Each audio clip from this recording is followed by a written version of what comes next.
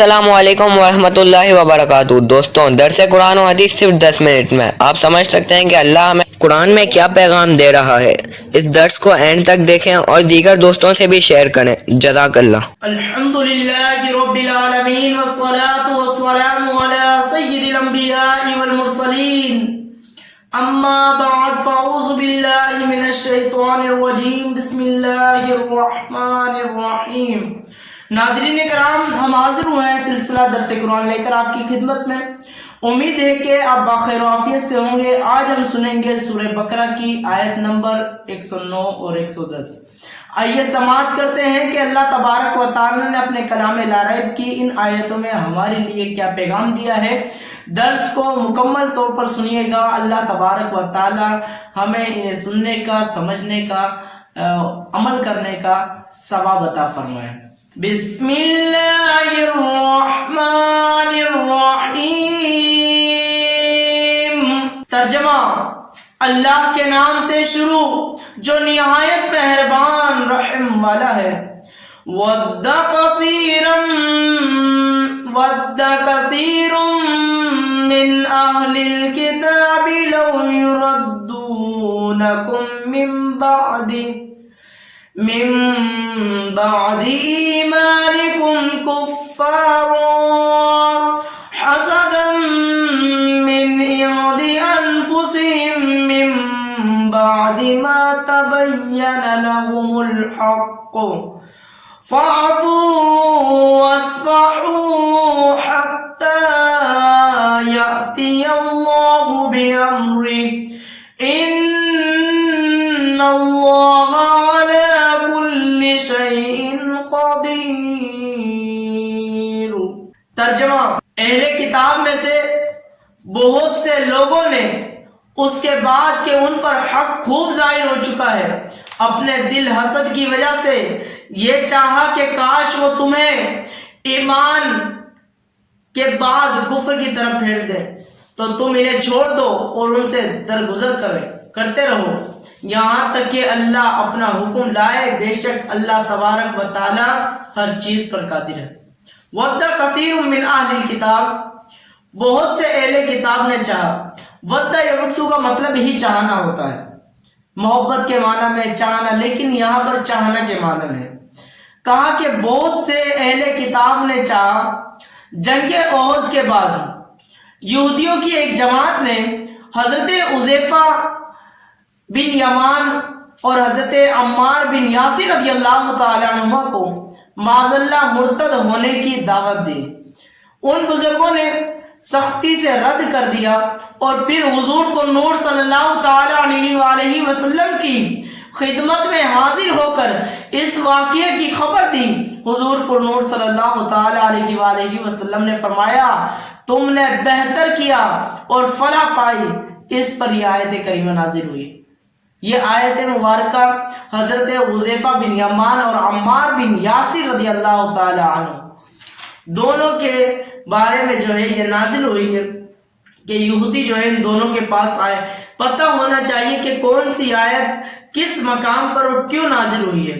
تو اس درس میں ہمیں یہ پتہ چلا کہ حضرت حذیفہ بن یمان اور حضرت عمار بن یاسر رضی اللہ تعالی عنہ کو یہودیوں نے مرتد ہونے کی دعوت دی، تو اس پر یہ آیت مبارکہ نازل ہوئی کیونکہ انہوں نے مکمل طور پر رد کر دیا کہ ہم جو ہے مرتد نہیں ہوں گے، تمہارا دین قبول نہیں کریں گے، بلکہ ہم اللہ اور اس کے رسول پر ایمان لا چکے ہیں۔ تو یہ واقعہ جو ہے حضور علیہ السلام کی بارگاہ میں حاضر ہو کر عرض کیا کہ یا رسول اللہ صلی اللہ تعالیٰ علیہ وآلہ وسلم اس طرح کا معاملہ ہوا ہے۔ تو قرآن نازل ہوا اور فرمایا کہ اللہ تعالیٰ نے اہل کتاب میں سے بہت سے لوگوں نے اس کے بعد کہ ان پر حق خوب ظاہر ہو چکا ہے، اپنے دل حسد کی وجہ سے چاہا کہ کاش وہ تمہیں ایمان کے بعد کفر کی طرف پھیر دے۔ یہ یہودیوں کی چاہت تھی کہ ہم جو ہے مسلمانوں کو اس طرح اسلام سے نکال کر جو ہے اپنے دین کی طرف لے کر آئے، حالانکہ ان کا دین باطل تھا، باطل دین کی طرف وہ کس طرح جدوجہد کرتے تھے۔ فرمایا کہ حسد کی وجہ سے اسلام کی حقانیت جاننے کے بعد یہودیوں کا مسلمانوں کے کفر و ارتداد کی تمنا کرنا اور یہ چاہنا کہ وہ ایمان سے محروم ہو جائے، حسد کی وجہ سے تھا، حسد کی وجہ سے تھا یہ۔ اس سے معلوم ہوا کہ حسد بہت بڑا عیب ہے۔ اس کی وجہ سے انسان نہ صرف تو بھلائی سے رک جاتا ہے بلکہ دوسروں کو بھی بھلائی سے روکنے کی کوشش میں مصروف عمل رہتا ہے۔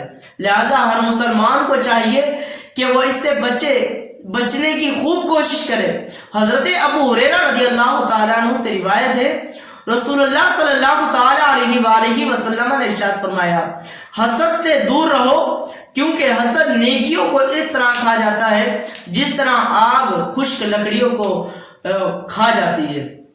تو حسد جو ہے نیکیوں کو اس طرح کر جاتا ہے، کھا جاتا ہے، تو حسد سے بچنا چاہیے۔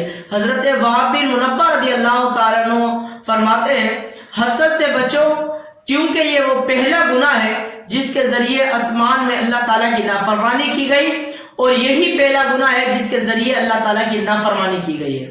یاد رہے کہ حسد حرام ہے، البتہ اگر کوئی شخص اپنے مال و دولت یا اثر وجوہات سے گمراہی اور بے دینی پھیلاتا ہو تو اس کے فتنے سے محفوظ رہنے کے لیے اس کی نعمت کے زوال کی تمنا حسد میں داخل نہیں ہے اور حرام بھی نہیں ہے۔ حسد کہتے کسے ہیں؟ حسد کی تعریف آپ نے پچھلے درس میں سنی ہوگی کہ حسد کہتے ہیں کہ اگر کسی مسلمان کے پاس کوئی چیز ہے اور وہ اسے استعمال کرتا ہے اور وہ اس کے پاس ہے، اب دوسرا مسلمان یہ کہے کہ اس سے چھن کر یہ میرے پاس آ جائے، تو کہا کہ یہ حسد ہے۔ کسی مسلمان سے حسد نہ کرو، کسی مسلمان سے نہ جلے، دعا یہ کریں کہ اللہ نے تمہیں نوازا ہے، تیرے صدقے اللہ مجھے بھی نواز دے۔ یا اللہ تو نے اسے یہ چیز دی ہے، اسے یہ چیز ملی ہے، یا اللہ مجھے بھی یہ دے دے، اس کے صدقے سے مجھے دے دے، یا اللہ تو نے اسے نوازا ہے۔ تو اس طرح بندہ دعا کر سکتا ہے۔ اس طرح بالکل بھی جائز نہیں ہے کہ یا اللہ کرے اس سے چھن جائے اور یہ میرے پاس آ جائے، تو کہا کہ یہ حسد ہے۔ حسد اسلام میں جائز نہیں ہے، رشک بالکل جائز ہے۔ آپ رشک کر سکتے ہیں، نیکیوں میں رشک کر سکتے ہیں، اچھائی میں، بھلائی میں، نیکی کے کاموں میں رشک کر سکتے ہیں۔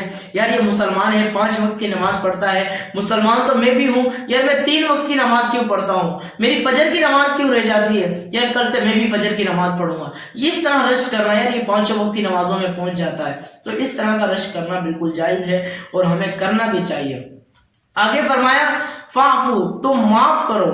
کفار کے ساتھ جنگ کے ذریعے بدلہ لینے کے بجائے نرمی کے ساتھ آیات کا یہ حکم ہے کہ وہ جہاد کی آیتوں سے منسوخ ہے، جیسے کہ اس کے آخر میں خود فرمایا یہاں تک کہ اللہ اپنا حکم لائے، اور وہ حکم جہاد قتال کا ہے۔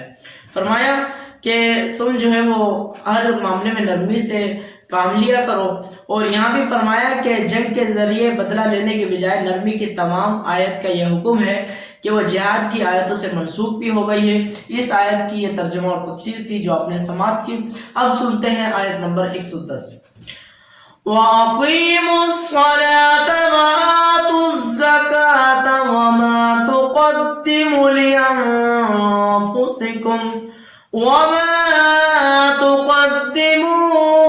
لِأَنفُسِكُم مِّنْ خَيْرٍ تَجِدُوهُ عِندَ اللَّهِ إِنَّ اللَّهَ بِمَا تَعْمَلُونَ بَصِيرٌ۔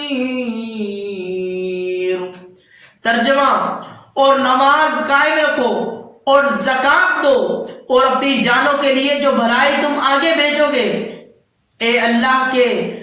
اسے اللہ کے یہاں پاؤ گے، بے شک اللہ تمہارے سب کام دیکھ رہا ہے۔ وَأَقِیمُوا الصَّلَاةَ، اور نماز قائم کرو۔ یہاں مسلمانوں کو اپنی اصلاح نفس کا حکم دیا جا رہا ہے۔ اس سے معلوم ہوا کہ آدمی کسی بھی دینی یا دنیاوی اہم کام میں مصروف ہو، اسے اپنے نفس کی اصلاح سے غافل نہیں ہونا چاہیے۔ این حالت جہاد میں بھی نماز خوف کا حکم موجود ہے۔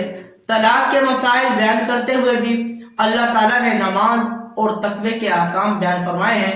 لہٰذا اگر کوئی نیکی کی دعوت میں، اسلام کی دعوت میں یا علم دین کے حصول یا کسی دوسرے اہم دینی کام میں مشغول ہے تو اسے اپنی اصلاح سے غافل نہیں ہونا چاہیے، نماز کی دعوت دیتے رہنا چاہیے، کیونکہ اللہ تبارک و تعالیٰ خود فرماتا ہے کہ نماز قائم رکھو اور زکوٰۃ دو۔ اللہ تعالیٰ نے نماز کو قائم کرنے کا حکم دیا ہے، پڑھنے کا حکم دیا ہے۔ قرآن مجید میں تقریباً 700 سے زائد مقامات پر وَأَقِیمُوا الصَّلَاةَ نماز پڑھنے کا حکم دیا ہے۔